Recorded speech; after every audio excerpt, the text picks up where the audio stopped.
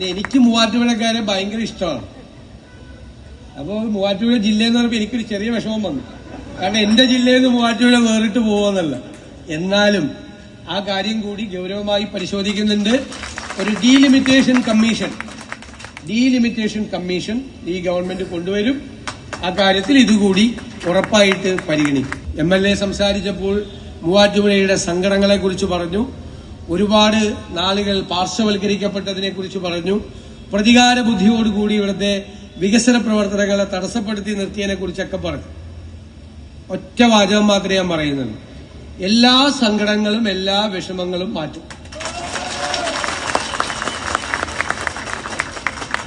പിന്നെ നമുക്കൊരു കാര്യം നഷ്ടം വന്നാൽ നമ്മൾ ആഗ്രഹിക്കുന്നത് അതിന്റെ പലിശ സഹിതം കിട്ടണമെന്നാണ്. അതിന്റെ പലിശ സഹിതം മൂവാറ്റുപുഴയ്ക്ക് തരും.